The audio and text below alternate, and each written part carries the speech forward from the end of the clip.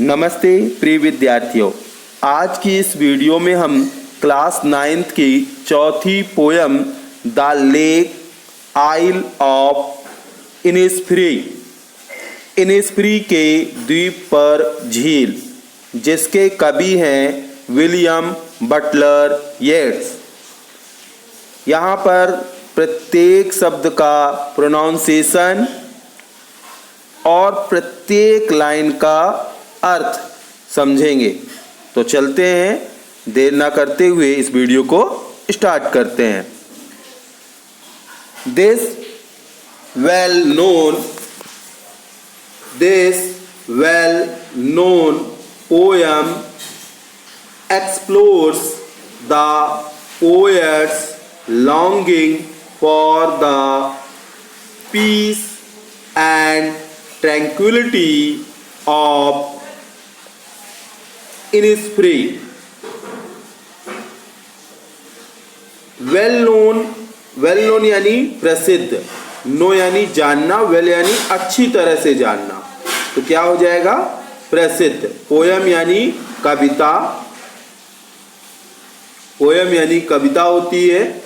और एक्सप्लोर्स यानी होता है वर्णन करना, एक्सप्लोर्स यानी वर्णन करना। पोएट यानी कवि, पीस यानी शांति, और ट्रैंक्विलिटी यानी निशब्दता। निशब्दता का मतलब होता है जिसका शब्दों में बयान ना किया जा सके।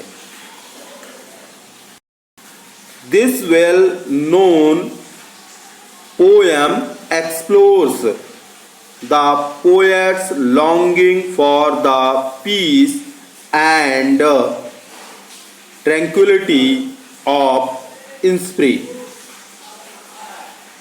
यह प्रसिद्ध कविता कवि की इनिस्फ्री के एक द्वीप पर शांति और निशब्दता के लिए कवि की इच्छा का वर्णन करती है। कवि की इच्छा का वर्णन करती है। A place where he spent a lot of time as a boy. This poem is lyric. This poem is a lyric. Lyric यानी होता है आपका गीत काव्य, या ऐसा समझें कि एक तुकबंदी जो गानों में या कविताओं में चलती है। अब अर्थ देख लें। प्लेस यानी स्थान, वेयर यानी जहां, पोयम यानी कविता। जहां वेयर यानी जहां उसने बालकाल में काफी समय बिताया था। A place where he spent a lot of time as a boy. जहां उसने बालकाल में काफी समय बिताया था। This poem is a lyric. यह कविता एक लिरिक यानी गीत काव्य है। यह गीत काव्य है। I will arise and go now and go to Innisfree, and a small cabin build there of clay and wattles made. तो देखिए, पहले कुछ शब्दों का अर्थ देख लें। जैसे आपका आया है वैटल्स। वैटल्स यानी होता है बाड़ वो कहते हैं जो आपके खेत के चारों तरफ लगाते हैं, या दीवार बनाने हेतु मुड़ी हुई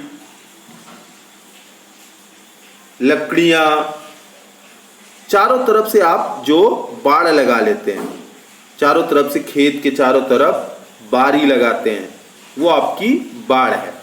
उसे आपका क्या शब्द कहा गया है? वैटल। फिर इसके बाद और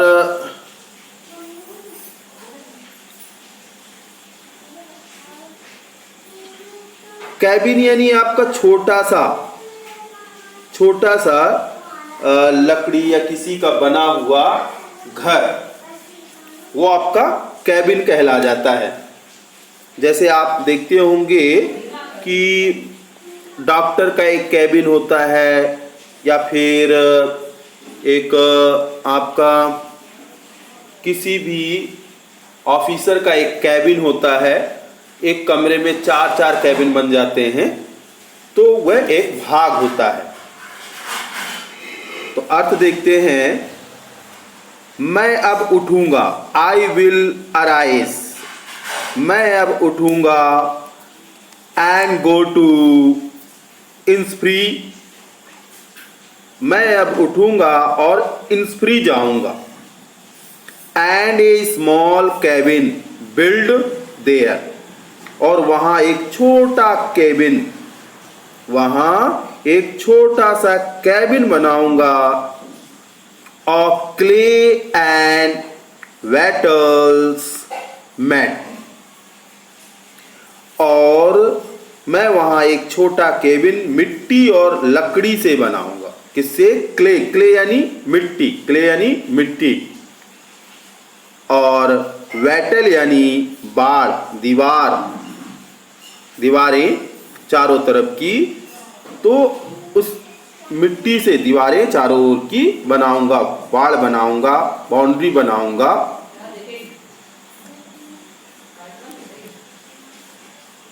Nine bean rows will I have there, I hive for the honey bee,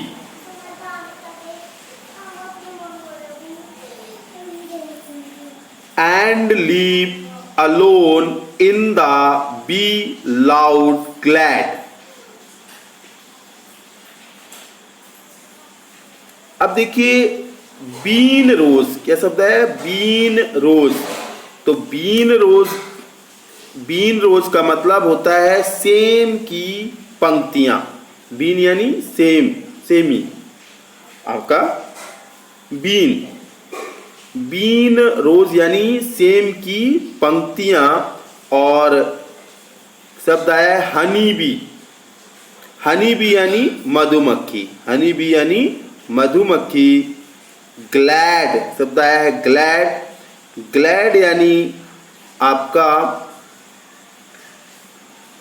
यहां पर ग्लैड वृक्षों से खाली जगह, ग्लैड वृक्षों से खाली जगह। अर्थ देखते हैं, 9 bean rows will I have there, वहां सेम फली की 9 कतार होंगी। I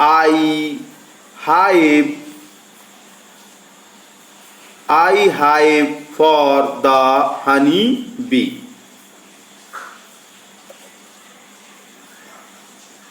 और मधुमक्खियों का छत्ता होगा, और मधुमक्खियों का छत्ता होगा।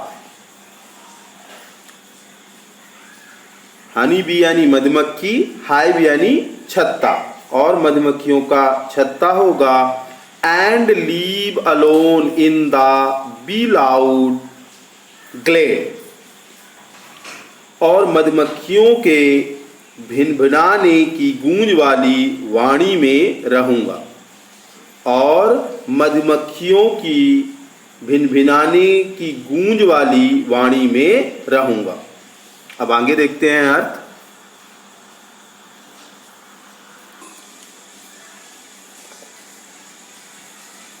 And I shall have some peace there, for peace come dropping from the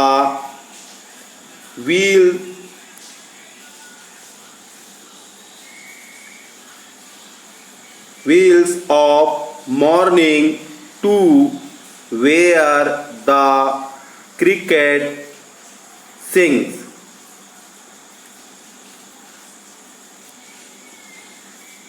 तो यहाँ पर आप कुछ शब्दों का अर्थ देख लें। व्हील शब्द आया है, व्हील्स, तो व्हील्स यानी होता है आवरण, पर्दा। व्हील्स यानी होता है आवरण, पर्दा। जैसे महिलाएं घूंघट देती हैं, वो व्हील्स के अंतर्गत आता है, पर्दा देना, आवरण ढकना। फिर इसके बाद है आपका और शब्दों का देख लें। ग्लीमर, ग्लीमर शब्द आया है। ग्लीमर यानी होता है प्रभा, ग्लीमर यानी प्रभा होता है, प्रकाशवान।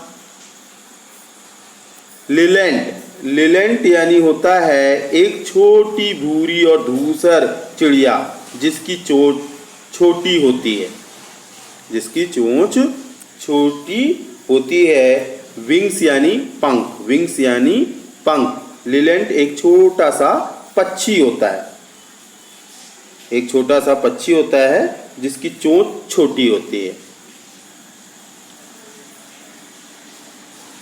And I shall have some peace there, और मैं यहाँ कुछ शांति पाऊंगा। For peace come dropping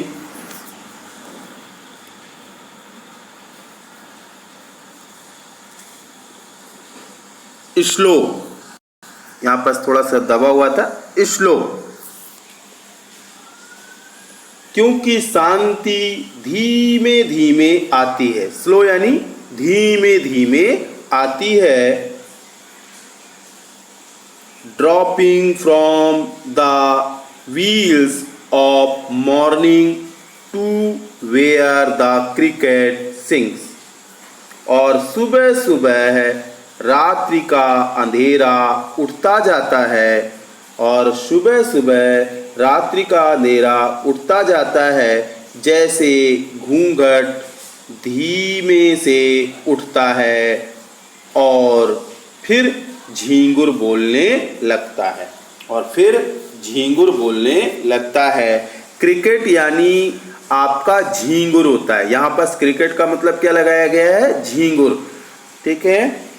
चिड्डा, झींगुर, क्रिकेट का खेल वाले क्रिकेट से मतलब यहाँ नहीं है, यहाँ क्रिकेट का मतलब है झींगुर से। There midnight all a glimmer and noon a purple glow.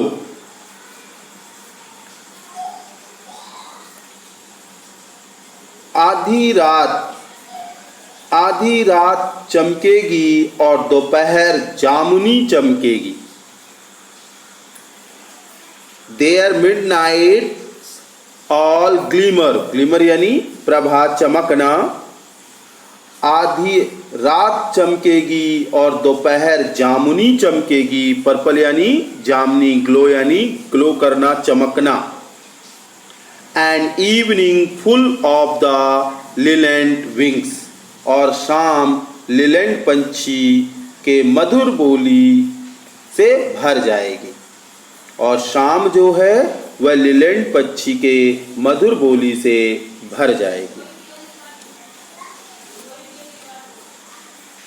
I will arise and go now for always night and day। Arise यानी उठना, अराइज यानी क्या होता है? उठना। ऑलवेज यानी सदैव। मैं अब उठूंगा, आई विल अराइज, मैं अब उठूंगा। एंड गो नाउ, और जाऊंगा। For always night and day, क्योंकि रात दिन, क्योंकि रात दिन सदैव, क्योंकि रात दिन सदैव। I hear the lake water lapping with low sounds by the shore।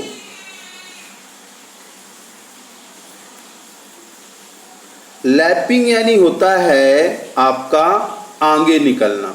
Lapping यानी आगे निकलना।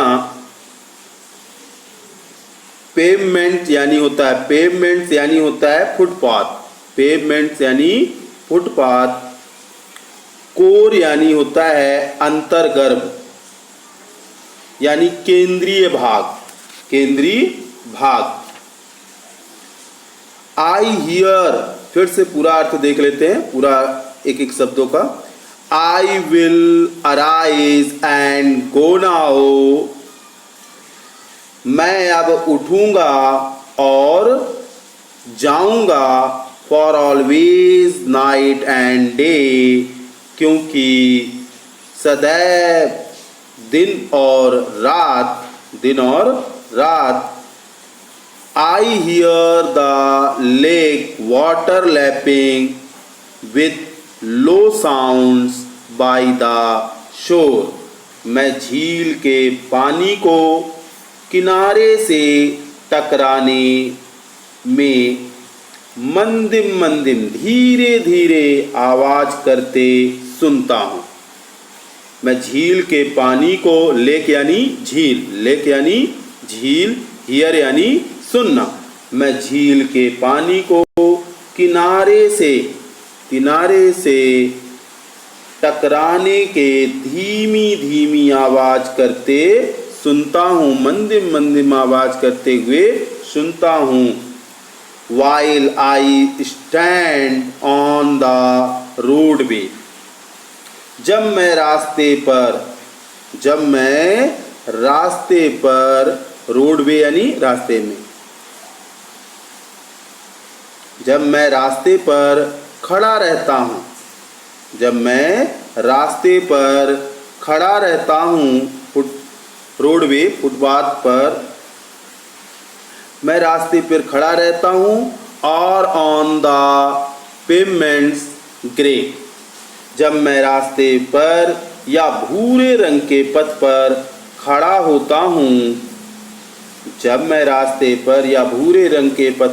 होता हूँ, I hear it in the deep hearts core, तो मैं इस आवाज को दिल की गहराइयों से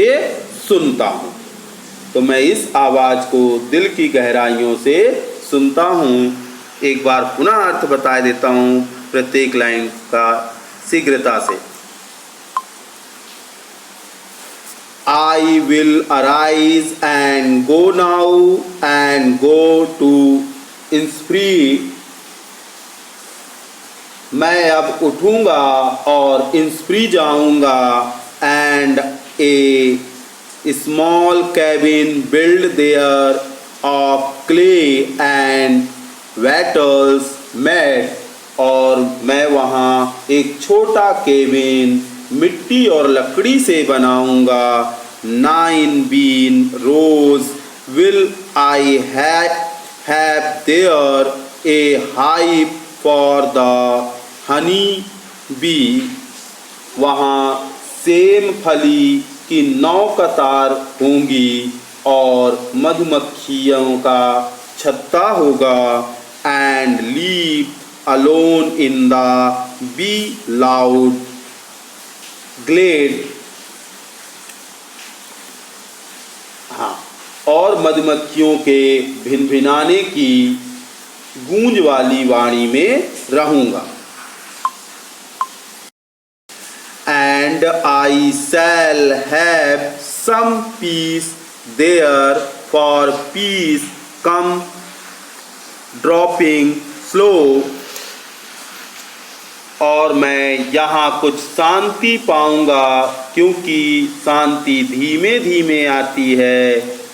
dropping from the wheels of the morning to where the cricket sings, और सुबह सुबह रात्रि का अंधेरा उठता जाता है जैसे घूंघट धीमे से उठता है और फिर झींगुर बोलने लगता है। There midnights all a glimmer and noon a purple glow, आधी रात चमकेगी, आधी रात चमकेगी, यानी आधी रात जो है चमक होगी, प्रभा होगी। And noon a purple glow, और दोपहर जामुनी चमकेगी।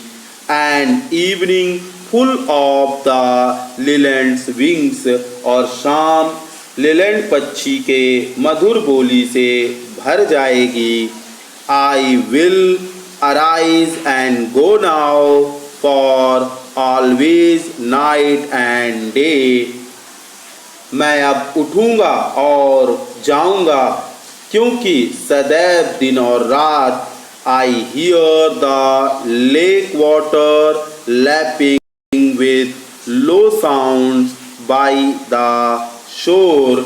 मैं झील के पानी को किनारे से टकराने के मंदिम मंदिम आवाज करते सुनता हूँ, धीरे धीरे आवाज करता है सुनता हूँ।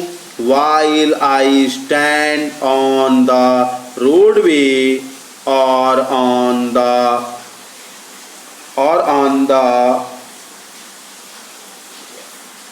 pavements grey,